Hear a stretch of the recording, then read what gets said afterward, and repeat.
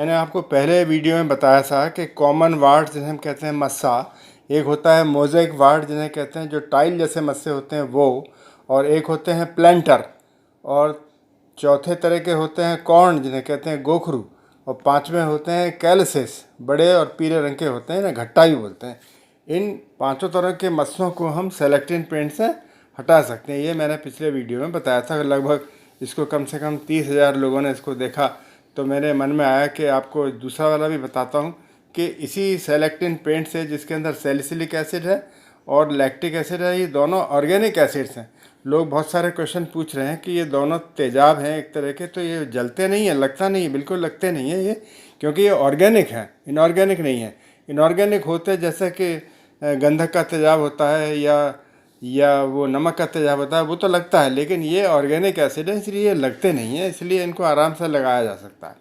तो हमने क्या किया, सेलेक्टिन पेंट की बोतल ले ली, पीला ढक्कन खोल दिया और अंदर दो इसमें एप्लीकेटर निकले हैं, एक चौड़ा है और एक पतला है। तो चौड़ा वाला इसके अंदर स्लॉट के अंदर आप फिट कर दीजिए, पीले ढक्कन में आपने इसको फिट कर लिया और इसके अंदर डुबो के, सेलेक्टिन पेंट में डुबो के तैयारी करके आप रख लीजिए। अब आप देखिए कि खाल पर कहाँ पर ये आपके ये काले धब्बे हो रहे हैं, वहीं पर इसको हमें लगाना है।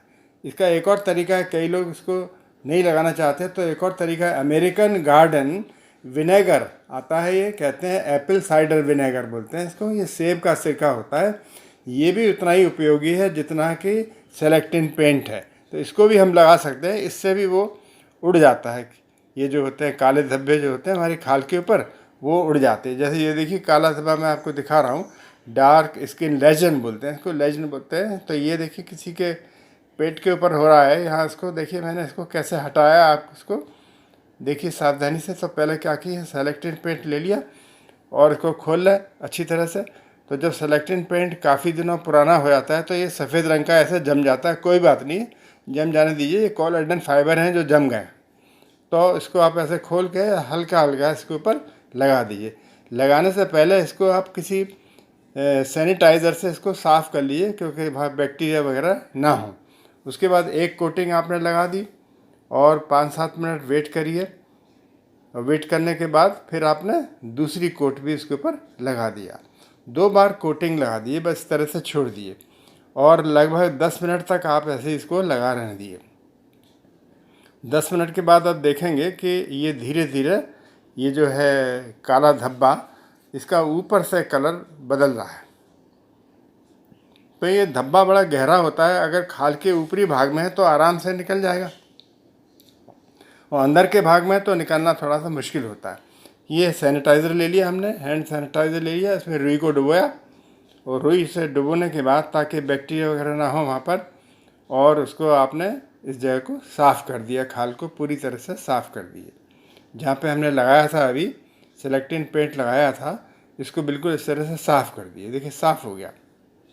तो देखा आपने 10 मिनट के अंदर ही, 10 मिनट के अंदर ही ये मस्सा, कहना मस्सा तो नहीं कहना चाहिए, एक तरह का ये काला धब्बा है जो ऊपरी खाल के ऊपरी भाग में होता है, इसको आपने पूरी तरह से इसको रगड़ के साफ़ कर दिया। साफ़ करने के बाद फिर क्या करें कि एक फोर्सेप ले लें। फोर्सेप जानते हैं, चिमटी, छोटी सी चिमटी आती है, और इसको पहले आप स्टेरिलाइज कर लीजिए, सैनिटाइज़र से साफ़ कर लीजिए, और चिमटी से धीरे धीरे धीरे धीरे इसको रगड़िए, जैसे मैं रगड़ के दिखा रहा हूँ। तो देखा आपने ऊपरी भाग में जो काला धब्बा था, जैसे हम कहते हैं एपिडर्मिस कहते हैं, खाल की ऊपर की जो परत होती है इसे कहते हैं एपिडर्मिस, वहाँ से धीरे धीरे करके निकल गया। अगर ये गहरा होगा, अगर ये डर्मिस तक होगा, दूसरी परत तक होगा खाल की, तो हल्का सा धब्बा रह जाएगा वहाँ पर, उसको निकालना बहुत मुश्किल है। तो बस देखिए आराम से ये निकला, 10 मिनट के अंदर ये निकल गया। अब फोर्सेप के उसके बाद आप हाथ धो लीजिए, फोर्सेप को अच्छी तरह सैनिटाइज कर लीजिए, और इतना हल्का सा धब्बा रह गया, इसको थोड़ा सा और रगड़ेंगे तो ये बिल्कुल साफ़ हो जाएगा। इसको पूरी तरह से निकालना बड़ा मुश्किल होता है, क्योंकि ये अंदर की गहरी परत में है, इसलिए ऊपरी भाग को इसको आप इस तरह से आराम से निकाल सकते हैं। गोखरू निकालने में बहुत टाइम लगता है, 10 दिन लगते हैं, और बड़ा कभी कभी तो 1 महीना लग जाता है, लेकिन इसको आप सिर्फ 10 मिनट के अंदर ही निकाल सकते हैं। ऐसा कहीं भी हो, हाथ में हो, पैर में हो, पेट में हो, और मुंह के ऊपर हो, तो मुंह वाले भाग में थोड़ा सावधानी से इसको इस्तेमाल करें, क्योंकि आँखों में लगता है सेलेक्टिन पेंट। ये देखिए निकला है पूरा। उसको बाद में इसको कहीं गंदी जगह में, जहाँ पर आप कूड़ा कचरा डालते हैं, वहाँ पर इसको फेंक दीजिए, क्योंकि हो सकता है इसके अंदर वायरसेस हों या फंगस हो। इस तरह से ये बिल्कुल साफ़ हो गया। और फिर उसके बाद थोड़ी सी क्रीम लगा दिए।